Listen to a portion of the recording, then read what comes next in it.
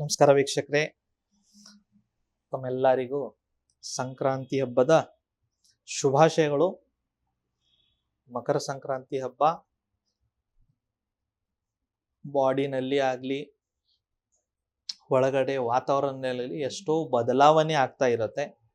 ಅದರಿಂದ ಪ್ರತಿ ಮಾಸನಲ್ಲಿ ಸಂಕ್ರಾಂತಿ ಬರುತ್ತೆ, ಆದರೆ ಮಕರ ಸಂಕ್ರಾಂತಿ ಇದು ವಿಶೇಷ. ಯಾಕಂದ್ರೆ ಇದರಲ್ಲಿ ಹೊರಗಡೆ ಪರ್ಯಾವರಣದಲ್ಲಿ, ವಾತಾವರಣದಲ್ಲಿ, ಎನ್ವೈರ್ಮೆಂಟ್ನಲ್ಲಿ ಆಗೋ ಬದಲಾವಣೆ ಜೊತೆಗೆ ನಮ್ಮ ಮೈಯಲ್ಲಿನೂ ಎಷ್ಟೋ ಬದಲಾವಣೆ ಆಗುತ್ತೆ. ಸ್ಪೆಷಲಿ ಹೇಮಂತ ಋತು ಮತ್ತು ಶಿಶಿರ ಋತು ಆಯುರ್ವೇದ ಪ್ರಕಾರ ಏನಿದೆಯಲ್ಲ, ತುಂಬಾ ಒಳ್ಳೆ ಋತುಗಳು. ಯಾರು ಸ್ಪೆಷಲಿ ವ್ಯಾಯಾಮ ಮಾಡಬೇಕು, ಒಳ್ಳೆ ರೀತಿ ಲೈಂಗಿಕ ಕ್ರಿಯೆ ಮಾಡಬೇಕು, ಒಳ್ಳೆ ಇಷ್ಟಿತ ಮಗುನ ಪಡಿಬೇಕು, ಒಳ್ಳೆ ಸಂತಾನನ ಪಡಿಬೇಕು, ಒಳ್ಳೆ ಹೆಲ್ತ್ನ ಪ್ರೊಟೆಕ್ಟ್ ಮಾಡಬೇಕಂದ್ರೆ ಈ ಋತುಗಳು, ಅದು ಹೇಮಂತ ಇರಬಹುದು ಅಥವಾ ಶಿಶಿರ ಇರಬಹುದು, ತುಂಬಾ ಮುಖ್ಯ. ಇದರಲ್ಲಿ ನಮ್ಮ ಆಹಾರ, ನಮ್ಮ ವಿಹಾರ, ನಮ್ಮ ದಿನಚರ್ಯೆ ಹೇಗಿರಬೇಕು, ಇದೆಲ್ಲ ವಿಷಯ ಬಗ್ಗೆ ನಾನು ನಿಮಗೆ ಹೇಳ್ಕೊಡ್ತೇನೆ. ಸಂಕ್ರಾಂತಿ ಹಬ್ಬನಲ್ಲಿ ನಾವು ಏನೇನು ತಿಂತೀವಿ ತಮಗೆ ಗೊತ್ತಿರಬಹುದು. ಅದು ಬಿಳಿ ಎರಡು ಇರಬಹುದು, ಬೆಲ್ಲ ಇರಬಹುದು, ಕಬ್ಬಿರಬಹುದು, ಅಥವಾ ನಾನಾ ರೂಪದಲ್ಲಿ ಕಡಲೆ ಇರಬಹುದು, ಅಥವಾ ಈ ಪರ್ಟಿಕ್ಯುಲರ್ ಚಳಿಗಾಲದಲ್ಲಿ ಏನೇನು ನಮಗೆ ಸಿಗುತ್ತೆ ಆಹಾರಗಳು ಅದು ಎಲ್ಲ ತಿಂತೀವಿ. ಅದು ಜೇನುತುಪ್ಪ ಇರಬಹುದು. ಪ್ರತಿಯೊಂದು ರಾಜ್ಯದಲ್ಲಿ ಬೇರೆ ಬೇರೆ ರೂಪದಿಂದ ಇದನ್ನು ಆಚರಣೆ ಮಾಡ್ತಾಳೆ. ಇವಾಗ ತಮಿಳ್ನಾಡು ಕಡೆ ಹೋದ್ರೆ ಪೊಂಗಲ ಅಂತ ಮಾಡ್ತಾರೆ, ನಮ್ಮ ಕಡೆ ಇಲ್ಲಿ ಸಂಕ್ರಾಂತಿ ಅಂತ ನಾವು ಮಾಡ್ತೀವಿ. ಅಲ್ಲಿ ಪಂಜಾಬ್ ಕಡೆ ಎಲ್ಲ ಹೋದ್ರೆ ಲೌಡಿ ಅಂತ ಮಾಡ್ತಾರೆ. ಸೊ ಎಲ್ಲಾ ಕಡೆ ಏನಂದ್ರೆ ಇದು ಹಾರ್ವೆಸ್ಟಿಂಗ್ ಸೀಸನ್. ನಿಮ್ ಜಮೀನಲ್ಲಿ ಏನೆಲ್ಲ ಫಸಲ್ ಬಂದಿದೆ ಅದು ರಾಶಿ ಮಾಡುವ ಟೈಮ್. ಅದು ಗೋಧಿ ಇರಬಹುದು, ಕಡ್ಲೆದು ಇರಬಹುದು, ಅಥವಾ ಅದು ತೊಗರೆ ಇರಬಹುದು, ಕಬ್ಬಿರಬಹುದು. ಸೊ ಒಂದು ಒಳ್ಳೆ ವಾತಾವರಣ. ಅದೇ ರೀತಿ ಯಾರು ಹೊಸ ಮದುವೆ ಆಗಿದ್ದಿರ್ತೀರ ಅವ್ರಿಗಾಗಿನೂ ಒಂದು ಒಳ್ಳೆ ಮಗು ಆಗಾಕೆ, ಒಳ್ಳೆ ಇಷ್ಟಿತ್ ಮಗು ಆಗಾಕೆ ಇದು ಒಳ್ಳೆ ಟೈಮು. ಯಾಕಂದ್ರೆ ವೀರ್ಯ ಚೆನ್ನಾಗಿರುತ್ತೆ, ವೀರ್ಯ ತುಂಬಾ ಗಟ್ಟಿಗಾಗಿದಿರುತ್ತೆ. ಸೊ ಇದರಲ್ಲಿ ನಾವು ಏನೇನು ಮಾಡಬೇಕು, ಓವರ್ ಆಲ್ ನಮ್ಮ ಲೈಂಗಿಕ ಕ್ರಿಯೆನ ಚೆನ್ನಾಗಿ ಮಾಡಾಕೆ ಅಂದ್ರೆ ದಿನನಿತ್ಯ ಒಳ್ಳೆ ವ್ಯಾಯಾಮ ಮಾಡಬೇಕು. ಮಿನಿಮಮ್ ಒಂದು 45 ನಿಮಿಷದಿಂದ 60 ನಿಮಿಷವರೆಗೆ ವ್ಯಾಯಾಮ ಮಾಡಬೇಕು. ಈ 2-3 ತಿಂಗಳಲ್ಲಿ ಎಷ್ಟು ಒಳ್ಳೆ ವ್ಯಾಯಾಮ ಮಾಡ್ತೀರಾ ಅದರ ಮೇಲೆ ನೆಕ್ಸ್ಟ್ ನಿಮ್ಮ ಒಂದು 8 ತಿಂಗಳು 9 ತಿಂಗಳು ಪವರ್ ಚೆನ್ನಾಗಿರುತ್ತೆ. ಒಂದು.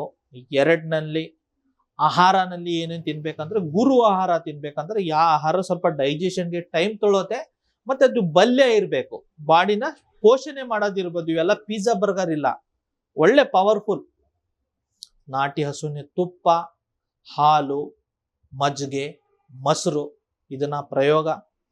ಜೊತೆಗೆ ಡ್ರೈ ಫ್ರೂಟ್ಸ್, ಅದು ಬಾದಾಮಿ ಇರಬಹುದು, ಗೋಡಂಬಿ ಇರಬಹುದು, ದ್ರಾಕ್ಷಿ ಇರಬಹುದು, ಅಂಜೂರ ಇರಬಹುದು, ಖರ್ಜೂರ ಇರಬಹುದು. ಇದನ್ನ ಜಾಸ್ತಿ ಉಪಯೋಗಿಸಿ.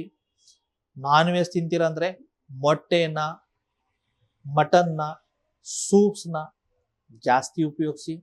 ಅದರ ಜೊತೆಗೆ ನಿಮಗೆ ಸ್ವೀಟ್ ಇಷ್ಟ ಇದ್ರೆ ಸ್ವೀಟ್ ಡಿಶಸ್ ಯಾವುದು, ಖೀರ್ ಮಾಡಿ, ಪಾಯಸಂ ಮಾಡಿ, ಪಂಚಾಮೃತ ಅಂತ ದೇವಸ್ಥಾನದಲ್ಲಿ ಮಾಡ್ತಾರಲ್ಲ ಅದರಲ್ಲಿ ಬಾಳೆಹಣ್ಣು, ತುಪ್ಪ, ಹಾಲು, ಮೊಸರು, ಮಜ್ಜಿಗೆ, ಸ್ವಲ್ಪ ಕಲ್ಸಕ್ಕರೆ ಪೌಡರ್ ಮಿಕ್ಸ್ ಮಾಡಿಬಿಟ್ಟು ಏನ್ ಪಂಚಾಮೃತ ಮಾಡ್ತಾರಲ್ಲ ಅದು ಮಾಡ್ತೀನಿ. ಇದರಿಂದ ಏನಾಗುತ್ತೆ, ನಿಮ್ದು ಸಪ್ತ ಧಾತು ವೃದ್ಧಿ ಆಗುತ್ತೆ. ಅದು ರಸರ ಧಾತುದಿಂದ ಶುಕ್ರ ಧಾತುವರೆಗೆ ಎಲ್ಲ ಧಾತುನ ಏನ್ ಮಾಡುತ್ತೆ, ಇಂಪ್ರೂವ್ ಮಾಡುತ್ತೆ, ಜಾಸ್ತಿ ಮಾಡುತ್ತೆ. ಜೊತೆಗೆ ನವದಂಪತಿಗಳು ನೀವು ಮಗುಕ್ಕಾಗಿ ಪ್ಲಾನ್ ಮಾಡ್ತಾ ಇದ್ದಂದ್ರೆ ಒಳ್ಳೆ ತಿಥಿಗಳನ್ನ, ತಿಥಿನಲ್ಲಿ ಯಾವ ತಿಥಿ ಅವಾಯ್ಡ್ ಮಾಡ್ಬೇಕಂದ್ರೆ ಯಾವಾಗೂ ಅಮಾವಾಸ್ಯೆ ತಿಥಿ, ಹುಣ್ಣಿಮೆ ತಿಥಿ, ಸಂಕ್ರಾಂತಿ ತಿಥಿ, ಆಮೇಲೆ ಅಷ್ಟಮಿ ಅಥವಾ ಚತುರ್ಥಿ, ಈ ತಿಥಿಗಳನ್ನ ಸ್ವಲ್ಪ ಮಗುಕ್ಕಾಗಿ ಅವಾಯ್ಡ್ ಮಾಡಬೇಕು.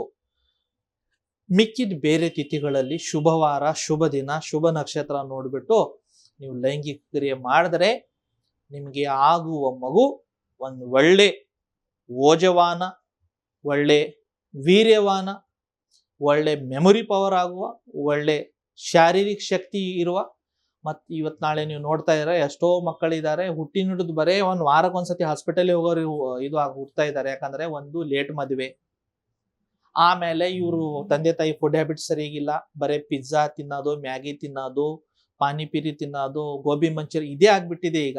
ಅದರಿಂದ ಇವೆಲ್ಲ ಇವ್ರ ಬೀಜ ವೀಕ್ ಆದ್ರೆ ಆಗೋ ಮಗು ಎಲ್ಲಿಂದ ಚೆನ್ನಾಗಿ ಹುಟ್ಟುತ್ತೆ. ಅದಕ್ಕೆ ನೀವು ಮಗುಗೆ ಏನಾದರೂ ಪ್ಲಾನ್ ಮಾಡ್ತಾ ಇದ್ದೇನೆ ಅಂದ್ರೆ ನಾನು ದಯವಿಟ್ಟು ಇದು ಒಂದು 100 ವರ್ಷದ ಇನ್ವೆಸ್ಟ್ಮೆಂಟ್ ಇರುತ್ತೆ. ಅದಕ್ಕೆ ಅಟ್ಲೀಸ್ಟ್ ಮಿನಿಮಮ್ ಒಂದು 3 ಮಂತ್ಸ್ ಏನು ಮಾಡಬೇಕು, ಗಂಡ ಆಗಲಿ ಹೆಂಡತಿ ಆಗಲಿ ಒಂದು ಕರೆಕ್ಟಾಗಿ ರೂಟೀನ್ನ ಫಾಲೋ ಮಾಡಬೇಕು. ಏನು, ಒಳ್ಳೆ ಆಹಾರ ತಿನ್ನಬೇಕು, ಒಳ್ಳೆ ನಿದ್ರೆ ಮಾಡಬೇಕು, ಸಣ್ಣ ಸಣ್ಣ ವಿಷಯಕ್ಕೆ ಕೋಪ ಮಾಡ್ಕೋಬಾರ್ದು, ಹೊರಗಡೆ ತಿನ್ನೋದು ಕಡಿಮೆ ಮಾಡಬೇಕು, ಆದಷ್ಟು ಮನೆ ಊಟನೇ ಹೆಲ್ದಿ ಊಟನೇ ತಗೊಳ್ಳಿ. ಪುರುಷರ್ನಲ್ಲಿ ಎಷ್ಟು ಒಳ್ಳೆ ಕ್ವಾಲಿಟಿ ವೀರ್ಯ ಇರುತ್ತೆ, ಮಹಿಳೆಯರಲ್ಲಿ ಎಷ್ಟು ಒಳ್ಳೆ ಕ್ವಾಲಿಟಿ ಇದು ಏನಿರುತ್ತೆ ಅಲ್ಲ, ಎಗ್ ಇರುತ್ತೆ, ಓಜ ಇರುತ್ತೆ. ಓಕೆನಾ? ಅವಾಗ ಏನಾಗುತ್ತೆ ನಿಮಗೆ ಈ ಆರ್ತವ, ಈ ಶುಕ್ರ ಸಂಭೋಗ ಆದ್ಮೇಲೆ ಯಾವಾಗ ಒಂದೇ ಜಾಗನಲ್ಲಿ ಮೀಟ್ ಆಗಿಬಿಡುತ್ತೆ, ಆವಾಗ ಆಗುವ ಮಗು, ಆಗುವ ಶಿಶು ತುಂಬಾ ಹೆಲ್ದಿ ಹುಟ್ಟುತ್ತೆ. ಸೊ ನಾನು ಈ ಹೇಮಂತ ಋತುನಲ್ಲಿ, ಶಿಶಿರ ಋತುನಲ್ಲಿ ಏನೇನು ಮಾಡಬಹುದು ಅಂದ್ರೆ ನಾನು ಹೇಳಿದ ಪ್ರಕಾರ ವ್ಯಾಯಾಮ, ಒಳ್ಳೆ ಆಹಾರ, ಒಳ್ಳೆ ನಿದ್ರೆ, ಜೊತೆಗೆ ಸ್ಟ್ರೆಸ್ ಕಡಿಮೆ ಮಾಡ್ಕೊಡಿ. ಅನ್ನೆಸೆಸರಿ ಬೇರೆಯವ್ರ ಮೇಲೆ ಕೋಪ ಮಾಡೋದು ಬಿಟ್ಬಿಡಿ. ಯಾರು ನಿಮ್ಮ ಸ್ನೇಹಿತರಲ್ಲಿ ಒಳ್ಳೆ ಪ್ರೋಗ್ರೆಸ್ ಮಾಡ್ತಾ ಇದ್ದಾನಂದ್ರೆ ಅದರಲ್ಲಿ ಈರ್ಷ್ಯಾಭಾವ ಮಾಡೋದು ಬಿಟ್ಬಿಡಿ. ಜಲಸಿ, ಅನ್ನೆಸೆಸರಿ ಬೇರೆಯವ್ರ ಗ್ರೋತ್ ನೋಡ್ಬಿಟ್ಟು ಜಲಸ್ ಆಗೋದು, ಹೊಟ್ಟೆ ಕಿಚ್ಚಾಗೋದು ಅದು ಬಿಟ್ಬಿಡಿ. ಒಳ್ಳೇದಾಗಲಿ, ನಮ್ದು ಒಳ್ಳೇದಾಗ್ಲಿ, ಅವಂದು ಒಳ್ಳೇದಾಗ್ಲಿ ಅಂತ ಇದು ಇಚ್ಛೆ ಮನಸ್ಸಿನಲ್ಲಿ ಇರಲಿ. ಜೊತೆಗೆ ಇನ್ ಕೇಸ್ ನೀವು ಏನಾದ್ರೂ ರಾತ್ರಿ ಡ್ಯೂಟಿ ಮಾಡೋರು ಇದ್ದೀರಾ, ತುಂಬಾ ಜನ ಪಾಪ ಸಾಫ್ಟ್ವೇರ್ ಎಂಪ್ಲಾಯಿ ಮತ್ತೆ ನೈಟ್ ಡ್ಯೂಟಿ ಮಾಡ್ತಾರೆ, ಅಟ್ಲೀಸ್ಟ್ ಡೇ ಟೈಮ್ನಲ್ಲಿ ಒಳ್ಳೆ ನಿದ್ರೆ ಮಾಡಿ. ನಾನು ಸಾಫ್ಟ್ವೇರ್ ಇಂಜಿನಿಯರ್ಗಾಗಿನೇ ಏನಿದೆ ಒಂದು ಹೊಸ ವಿಡಿಯೋ ಮಾಡ್ಬೇಕಂತ ಇದ್ದೀನಿ. ಯಾಕಂದ್ರೆ ಇವತ್ತು ನಾಳೆ ಎಲ್ಲಕ್ಕಿಂತ ದೊಡ್ಡ ಲೈಂಗಿಕ ಸಮಸ್ಯೆ ಯಾರಿಗಾರ ಆಗ್ತಾ ಇದೆ ಅಥವಾ ಯಾರೋ ಇದರಲ್ಲಿ ಸಫರ್ ಆಗ್ತಾ ಇದೆ ಅಂದ್ರೆ ಪಾಪ ಸಾಫ್ಟ್ವೇರ್ ಎಂಪ್ಲಾಯೀಸ್ ಇದ್ದಾರೆ, ಯಾರು ಸ್ಪೆಷಲಿ ರಾತ್ರಿ ಡ್ಯೂಟಿ ಮಾಡ್ತಾರೆ ಅಥವಾ ಕೂತ್ಬಿಟ್ಟು 12 hours 14 hours ಕೆಲಸ ಮಾಡ್ತಾರೆ. ನಾನು ಏನಂದ್ರೆ ಈ ಡೆಸ್ಕ್ಟಾಪ್, ಈ ಲ್ಯಾಪ್ಟಾಪ್ಸು, ಕಂಪ್ಯೂಟರ್ಸು, ಡೆಸ್ಕ್ಟಾಪ್ ಇದರಿಂದ ನಿಮಗೆ ಸೆಕ್ಸ್ ಟಾಪ್, ಒಳ್ಳೆ ರೀತಿ ಸೆಕ್ಸ್ನಲ್ಲಿ ಹೆಂಗ್ ಬಲ ಬರಬೇಕು. So desktop to sex top ಈ ಒಂದು ಸೀರೀಸ್ ಆಫ್ ವಿಡಿಯೋ ನಾನು ಮಾಡ್ಬೇಕಂತ ಇದ್ದೀನಿ. ಇದರ ಉದ್ದೇಶ ಏನಂದ್ರೆ ನಿಮಗೆ ಭಯ ಹಾಕೋದಿಲ್ಲ, ಅಥವಾ ನಿಮಗೆ ಯಾವುದೋ ರೀತಿ ನೀವು ನಮ್ಮ ಹತ್ರ ಬನ್ನಿ, ನಮ್ಮ ಹತ್ರ ಚಿಕಿತ್ಸೆ ಮಾಡ್ಕೊಳ್ಳಿ ಇಲ್ಲವೇ ಇಲ್ಲ. ನೀವು ನಿಮ್ಮ ಮನೆಯಲ್ಲಿ ನಾ ಹೇಳುವ ವಿಧಿವಿಧಾನಗಳನ್ನು ಪಾಲನೆ ಮಾಡಿ ತಮ್ಮ ಲೈಂಗಿಕ ಕ್ರಿಯೆನ ಹೇಗೆ ಚೆನ್ನಾಗಿ ಮಾಡಬಹುದು.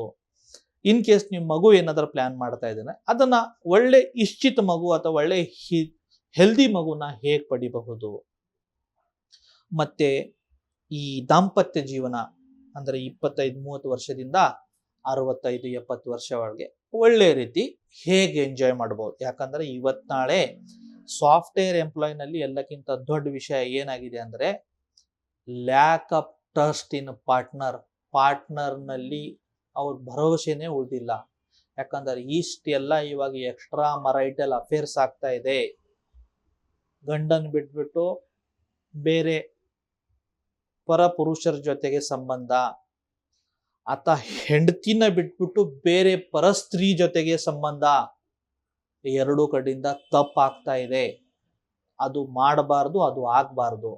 ಅದು ಆಗ್ಬಾರ್ದು ಅಂದ್ರೆ ತಾವು ಏನೇನು ಮಾಡ್ಬೇಕಂದ್ರೆ, ಒಂದು ಹೆಂಡತಿಗೆ ಅಥವಾ ಗಂಡಗೆ ಟೈಮ್ ಕೊಡಿ, ಅವ್ರ ಜೊತೆಗೆ ಮಾತಾಡಿ, ಅವ್ರ ಜೊತೆಗೆ ಎಲ್ಲಾದ್ರೂ ಒಳ್ಳೆ ರೆಸ್ಟೋರೆಂಟ್ನಲ್ಲಿ ಹೋಗ್ಬಿಟ್ಟು ಊಟ ಮಾಡಿ, ಅಥವಾ ಯಾವುದೋ ಒಂದು ಚಿಕ್ಕ ಟ್ರಿಪ್ ಹೋಗಿ. ಯಾಕಂದ್ರೆ ಇಬ್ಬರಲ್ಲಿ ಅಂಡರ್ಸ್ಟ್ಯಾಂಡಿಂಗ್ ಚೆನ್ನಾಗಿರ್ಬೇಕು. ಅಂಡರ್ಸ್ಟ್ಯಾಂಡಿಂಗ್ಗಿಂತ ಮುಖ್ಯ ಏನಂದ್ರೆ ಮಿಸ್ಅಂಡರ್ಸ್ಟ್ಯಾಂಡಿಂಗ್ ಇರಬಾರದು. ಯಾರೋ ಕೆಲಸಕ್ಕೆ ಆಫೀಸ್ನಿಂದ ಕಲೀಗ್ ಫೋನ್ ಮಾಡಿದ್ದಾರೆ, ಅದರ ಅರ್ಥ ಪ್ರತಿಯೊಬ್ಬರು ಕಲೀಗ್ ಜೊತೆಗೆ ಸಂಬಂಧನೇ ಇರಲ್ಲ. ಅದೇ ರೀತಿ ಆ ಹೆಣ್ಮಗಳು ಪಾಪ ಏನ್ ವಿಚಾರ ಮಾಡ್ಬೇಕಂದ್ರೆ, ನನ್ನ ಗಂಡ ನನ್ಗಾಗಿ ಇಷ್ಟೆಲ್ಲ ಮಾಡ್ತಾ ಇದ್ದಾನೆ, ನಾನು ಅವನಿಗೆ ಯಾವುದೋ ರೀತಿ ನಾನು ಚೀಟ್ ಮಾಡಬಾರ್ದು. ಅಥವಾ ಗಂಡನು ಏನ್ ವಿಚಾರ ಮಾಡಬೇಕು, ಆ ಹೆಣ್ಮಗು ನನ್ಗಾಗಿ ಆಕಿನ ತಂದೆ ತಾಯಿ ಆಕಿ ಎಲ್ಲ ಪರಿವಾರ ಬಿಟ್ಟು ನನ್ನ ಹತ್ರ ಬಂದಿದ್ದಾಳೆ, ನಾನು ಆಕಿನ ಚೀಟ್ ಮಾಡಬಾರ್ದು. ಯಾಕಂದ್ರೆ ಇವತ್ತೆಲ್ಲ ತುಂಬಾ ನಡೀತಾ ಇದೆ, ನಾನು ನೋಡ್ತಾ ಇದ್ದೀನಿ. ಎಷ್ಟೋ ಸತಿ ಹಸ್ಬೆಂಡ್ ವೈಫ್ ನಮ್ಮ ಹತ್ರ ಬಂದು ಡೈರೆಕ್ಟ್ ಹೇಳ್ತಾರೆ, ಸರ್ ಈಕಿನ ಬೇರೆಯವ್ರ ಜೊತೆಗೆ ಸಂಬಂಧ ಇದೆ. ಸರ್ ಸ್ಟಾರ್ಟಿಂಗ್ ಯಾರು ಮಾಡಿದ್ರು ಕೇಳಿ, ಇವನೇ ಸ್ಟಾರ್ಟ್ ಮಾಡಿದಾನೆ, ಇವ್ನು ಮಾಡ್ಬೋದ, ನಾನು ಮಾಡಬಾರ್ದಾ, ಇವೆಲ್ಲ ಹೇಳ್ತಾ ಇದ್ದಾರೆ. ಅದಕ್ಕೆ ಆ ಥರ ಆಗಬಾರ್ದಂತ ಡೆಸ್ಕ್ಟಾಪ್ ಟು ಸೆಕ್ಸ್ಟಾಪ್ ಈ ಒಂದು ಸೀರೀಸ್ ಅಟ್ಲೀಸ್ಟ್ ಒಂದು 5 ಅಥವಾ 6 ವಿಡಿಯೋ ಈ ವಿಷಯದಲ್ಲಿ ನಾನು ಮಾತಾಡ್ತೀನಿ. ಸ್ಪೆಷಲಿ ಸಾಫ್ಟ್ವೇರ್ ಎಂಪ್ಲಾಯಿಗಳಿಗಾಗಿಯೇ ಇದು ಮಾಡ್ತಾ ಇದ್ದೀನಿ. ಅದು ಅವ್ರ ಆಹಾರ ಪದ್ಧತಿ ಇರಬಹುದು, ಅವ್ರ ವಿಹಾರ ಪದ್ಧತಿ ಇರ್ಬೋದು, ಹೇಗೆ ಸರಿಪಡಿಸಬಹುದು ಮತ್ತು ಒಳ್ಳೆ ರೀತಿ ಒಂದು ದಾಂಪತ್ಯ ಜೀವನನ ಹೇಗೆ ಮಾಡಬೇಕಂತ ನಾನು ಮಾಡ್ತೀನಿ. ಸೊ ಸ್ಪೆಷಲಿ ಸಾಫ್ಟ್ವೇರ್ ಎಂಪ್ಲಾಯೀಸ್, ನೀವೇನಾದ್ರೂ ನಮ್ಮ ಸಬ್ಸ್ಕ್ರೈಬರ್ ಇದ್ದೀರಾ ಅಂತ ವಿಡಿಯೋ ನೋಡ್ತಾ ಇದ್ದೀರಾ, ಬಟ್ ಇನ್ನವರೆಗೆ ಚಾನಲ್ ಸಬ್ಸ್ಕ್ರೈಬ್ ಮಾಡಿಲ್ಲ ಅಂದರೆ ದಯವಿಟ್ಟು ಸಬ್ಸ್ಕ್ರೈಬ್ ಮಾಡಿ. Because we are very near to 1 lakh subscribers. ಬರೀ 96 ಸಬ್ಸ್ಕ್ರೈಬರ್ಸ್, 1000 ಸಬ್ಸ್ಕ್ರೈಬರ್ಸ್ ಆಗಿದ್ದಾರೆ. 4000 ಆಗಿಬಿಟ್ರೆ 1 lakhs ನಾವು ರೀಚ್ ಆಗಿಬಿಡ್ತೀವಿ. ಯಾಕೆ ರೀಚ್ ಆಗಬೇಕು, ನಮ್ಮ ಚಾನಲ್ ಯಾಕೆ ಬೆಳಿಬೇಕಂದ್ರೆ ಇವತ್ತು ನಾಳೆ ನಾನು ನೋಡ್ತಾ ಇದ್ದೀನಿ ಎಷ್ಟೋ ಪಾಪ ಜನ. ಈಗ ಮೊನ್ನೆ ಒಂದು ನ್ಯೂಸ್ ಪೇಪರ್ನಲ್ಲಿ ಆರ್ಟಿಕಲ್ ನೋಡಿದೆ, ಯಾರೋ ಒಬ್ರು ಸಾಫ್ಟ್ವೇರ್ ಇಂಜಿನಿಯರು ಇಲ್ಲಿ ಕೆಂಗೇರಿನಲ್ಲಿ ಯಾವುದೋ ಒಂದು ಅಂಗಡಿನಲ್ಲಿ ಹೋಗ್ಬಿಟ್ಟು 46 ಲಕ್ಷ ರೂಪಾಯಿದ ಮೆಡಿಸಿನ್ ತೊಗೊಂಡಿದ್ದು. ನನಗೆ ಆಶ್ಚರ್ಯ ಆಯಿತು, ಹೆಂಗೆ ಸಾಧ್ಯ 46 ಲಕ್ಷ ಏನು ಕೊಟ್ನು ಈ ಅಪ್ಪ ಅಂತ. ಪಾಪ ನೀವು ದುಡಿತೀರಾ, ನಿಮಗೇನೋ ಒಂದು ಒಳ್ಳೆ ರೀತಿ ಒಂದು ಒಳ್ಳೆ ಲೈಂಗಿಕ ಕ್ರಿಯೆ ಆಗಬೇಕು, ವೈಫ್ನ ಹ್ಯಾಪಿ ಮಾಡಬೇಕಂತ. ಬಟ್ ಜನ ಏನು ಮಾಡ್ತಾರೆ, ನಿಮ್ಮ ಇಮೋಷನ್ಸ್ನ ಎಕ್ಸ್ಪ್ಲೈಟ್ ಮಾಡ್ತಾರೆ. ಸೊ ಅದು ಆಗಬಾರ್ದು. ನಿಮಗೆ ಏನಿದೆ ಅದು ಪಾರದರ್ಶಕ ಇರಬೇಕು, ಟ್ರಾನ್ಸ್ಪರೆನ್ಸಿ ಇರಬೇಕು. ನಾನು ಏನು ಸಫರ್ ಪಡಿತಾ ಇದ್ದೀನಿ, ನನಗೇನು ಕಾಯಿಲೆ ಇದೆ, ಅದನ್ನು ಏನು ಸರಿಪಡಿಸ್ಬೇಕು, ಓಕೆನಾ. ಇದು ಬಿಟ್ಟು ಸುಮ್ಮನೆ ಯಾವುದೋ ಒಂದು ರೋಡ್ ಸೈಡ್ ಟೆಂಟ್ ಹಾಕಿದ್ದಾನೆ, ಅವ್ನು ಏನು ಹೇಳ್ತಾನೆ, ನೀವು ಬೆಳಗ್ಗೆ ಹೋಗ್ಬಿಟ್ಟು ನೀವು ವೀರ್ಯನ ತೊಗೊಂಡು ಬನ್ನಿ ಅಂತ ಯಾವುದೋ ಟ್ಯೂಬ್ನಲ್ಲಿ ಆಗ್ಬಿಟ್ಟು, ನೋಡಿ ಅಣ್ಣ ನಿಮ್ಮ ವೀರ್ಯ ಕೆಳಗಡೆ ಕೂತಿದೆ, ವೀರ್ಯನಲ್ಲಿ ದಮ್ಮಿಲ್ಲ, ಶಕ್ತಿ ಇಲ್ಲ, ನಾನು ನಿಮಗೆ ಇದು ಔಷಧಿ ಕೊಡ್ತೀನಿ ಅಂತ ಹೇಳೋದು, ಇದೊಂದು ಬರ್ದು ಕೊಡ್ತೀನಿ ಯಾವುದೋ ಒಂದು ಹೊಸ ಆ ಅಂಗಡಿನಲ್ಲಿನೇ ಹೋಗಿ ತೊಗೊಂಡು ಬನ್ನಿ ಅಂತ ಹೇಳೋದು, ಆ ವಜ್ರ ಭಸ್ಮ ಹಾಕ್ತೀನಿ, ಆ ಭಸ್ಮ ಹಾಕ್ತೀನಿ, ಈ ಭಸ್ಮ ಹಾಕ್ತೀನಿ, ಒಂದೊಂದು ಡೋಸ್ಗೆ 12,000 18,000 ಬೇಜಾರಾಗ್ಬಿಡುತ್ತೆ. ಇವರೆಲ್ಲ ನಮ್ಮ ಆಯುರ್ವೇದ ಹೆಸರನ್ನ ಹಾಳು ಮಾಡ್ತಾ ಇದ್ದಾರೆ. ನಮ್ಮಂಥ ಎಷ್ಟೋ ಜನ ಪ್ರಾಮಾಣಿಕವಾಗಿ ನಾವು ಆಯುರ್ವೇದ ಫೀಲ್ಡ್ನಲ್ಲಿ ಕೆಲಸ ಮಾಡ್ತಾ ಇದ್ದೀವಿ, ಅವ್ರದಿಂದ ನಮ್ಮ ಹೆಸರು ಕೆಟ್ಟು ಬರ್ತಾ ಇದೆ. ಸೊ ಯಾವುದೋ ಕಾರಣಕ್ಕೆ ಈ ಥರ ನಿಮಗೆ ಲೈಂಗಿಕ ಕ್ರಿಯೆ ಇದ್ದರೆ, ಇವೆಲ್ಲ ರೋಡ್ ಸೈಡ್ ಯಾರೋ ಟೆಂಟ್ ಹಾಕಿದ್ದಾರೆ, ಊರ್ ಸೈಡ್ ಯಾವುದೋ ಟೆಂಟ್ ಹಾಕಿದ್ದಾರೆ, ಅವ್ರ ಹತ್ರ ಹೋಗ್ಬಿಟ್ಟು ಮೋಸಾಗಿ ಏನಾಗಿ ಇದು ಆಗಬಾರ್ದು. ನೀವು ಯಾವುದೋ ಒಂದು ಕ್ವಾಲಿಫೈಡ್ ಡಾಕ್ಟರ್ ಹತ್ರ ಹೋಗಿ, ಎಷ್ಟೋ ಜನ ಕ್ವಾಲಿಫೈಡ್ ಆಯುರ್ವೇದಿಕ್ ಡಾಕ್ಟರ್ ಇದ್ದಾರೆ, ಬರೀ ಬೆಂಗಳೂರಿನೆಲ್ಲ ಕರ್ನಾಟಕದ ಎಲ್ಲ ಮೂಲೆಯಲ್ಲಿ ಆಯುರ್ವೇದಿಕ್ ಡಾಕ್ಟರ್ ಪ್ರಾಕ್ಟೀಸ್ ಮಾಡ್ತಾ ಇದ್ದಾರೆ. ಒಂದು ಒಳ್ಳೆ ಡಾಕ್ಟರ್ ಹತ್ರ ಹೋಗಿ ಒಳ್ಳೆ ಸಲಹೆ ತಗೊಳ್ಳಿ. ಸುಮ್ಮನೆ ಆ ರೋಡ್ ಸೈಡ್ ಟೆಂಟು, ಅದು ಆ ಕೊಡ್ತೀನಿ, ಆ ಭಸ್ಮ ಕೊಡ್ತೀನಿ, ಈ ಭಸ್ಮ ಕೊಡ್ತೀನಿ, 20,000 ಕೊಡು, 30,000 ರೂಪಾಯಿ ಕೊಡು, ಅದು ಬೇಡ. ಪ್ರಾಮಾಣಿಕವಾಗಿ ಎಲ್ಲಿ ಕರೆಕ್ಟಾಗಿ ಚಿಕಿತ್ಸೆ ಆಗುತ್ತೆ ಅಲ್ಲಿ ಹೋಗ್ಬಿಟ್ಟು ನಿಮ್ಮ ಚಿಕಿತ್ಸೆ ಮಾಡ್ಕೊಳ್ಳಿ. ನಾನು ಏನೋ ವಿಷಯದಲ್ಲಿ ಹೇಳ್ತಾ ಏನೋ ವಿಷಯ ಬಂತು. ಯಾಕೆ ಬಂತ ಅಂದರೆ ಈ ಥರ ನಡೀತಾ ಇದೆ. ನನ್ನ ಹತ್ರ ಎಷ್ಟೋ ಜನ ಬಂದು ಹೇಳ್ತಾ ಇದ್ದಾರೆ. ನಮ್ಮ ಹತ್ರ ಮೊನ್ನೆ ಒಬ್ಬರು ಬಂದಿದ್ರು, ಡಯಾಬಿಟೀಸ್ ಇದೆ, ಶೀಘ್ರಸ್ಖಲನ ಆಗ್ತಾ ಇದೆ. ಸಾಫ್ಟ್ವೇರ್ ಎಂಪ್ಲಾಯ್ ಇದ್ದಾರೆ, ಎಲ್ಲಿ ಹೋಗ್ಬೇಕಂದ್ರೆ ಭಯ, ಯಾಕಂದರೆ ಮರ್ಯಾದೆ ಪ್ರಶ್ನೆ ಅಂತ. ಎಲ್ಲೋ ಇಲ್ಲಿ ಔಟ್ಸ್ಕರ್ಟ್ನಲ್ಲಿ ಹೋಗುವಾಗ ಒಂದು ಯಾವುದೋ ಟೆಂಟ್ ಹಾಕಿ ನೋಡ್ಬಿಟ್ಟು ಒಳಗಡೆ ಹೋಗ್ಬಿಟ್ಟು ಕೂತಿದ್ರೆ, ನೀವು ಸ್ವಲ್ಪ ನಿಮ್ಮ ಮೂತ್ರ ತೊಗೊಂಡು ಬನ್ನಿ ಅಂತ ಹೇಳಿದ್ರಂತೆ. ಮೂತ್ರ ಇವ್ರು ತೊಗೊಂಡು ಬಂದ ನಿಮ್ಮ ವೀರ್ಯ ಹೋಗ್ತಾ ಇದೆ, ರೀಸಸ್ದಿಂದ ಲೀಕ್ ಆಗ್ತಾ ಇದೆ, ಹಿಂಗೆ ಹೇಳ್ಬಿಟ್ಟು ಏನೋ ಒಂದು 18-20,000 ರೂಪಾಯಿ ಮೆಡಿಸಿನ್ ಕೊಟ್ಬಿಟ್ರು. ಒಂದೇ ದಿನ ತಿಂದ್ಬಿಟ್ರೆ ಇಡೀ ಮೈ ತುಂಬ ಪೂರ್ತಿ ಅಲರ್ಜಿ. ಇವ್ರು ಪಿತ್ತ ಪ್ರಧಾನ ಔಷಧಿ ಕೊಟ್ಟರೆ ಹಿಂಗೆ ಆಗೋದು. ಸೊ ಆ ಥರ ನೀವು ಮೋಸಕ್ಕೆ ಹೋಗ್ಬಿಟ್ಟು ಅಂತ ಕೇಳ್ತಾ, ಸ್ಪೆಷಲಿ ಈ ಸಂಕ್ರಾಂತಿ ಹಬ್ಬ ನಿಮ್ಮ ಲೈಫ್ನಲ್ಲಿ, ನಿಮ್ಮ ಕುಟುಂಬನಲ್ಲಿ ಒಂದು ಒಳ್ಳೆ ಗ್ರೋತ್ ಇರಲಿ, ಒಳ್ಳೆ ಸುಖವಾಗಿ ನೀವು ಎಂಜಾಯ್ ಮಾಡಿ. ಎಷ್ಟೋ ಜನರಿಗೆ ಮಗು ಇಚ್ಛೆ ಇದ್ದರೆ ನಿಮ್ಮ ಇಚ್ಛೆ ಅದು ಪೂರೈಸಿ, ಏನೋ ಒಂದು ಒಳ್ಳೆ ಏನಾದರೂ ಲೈಫ್ನಲ್ಲಿ ಸಾಧನೆ ಮಾಡಬೇಕಂದ್ರೆ ಅದೂ ಆಗಲಿ ಅಂತ ದೇವ್ರ ಹತ್ರ ಬೇಡ್ತಾ, ಧನ್ವಂತರಿ ದೇವ್ರನ್ನ ತಿರ್ಗಾ ನಮಸ್ಕಾರ ಮಾಡಿ ತಮಗೆಲ್ಲರಿಗೆ ಮತ್ತೊಂದು ಸತಿ ಸಂಕ್ರಾಂತಿ ಹಬ್ಬದ ಶುಭಾಶಯಗಳು. ನಮಸ್ತೆ.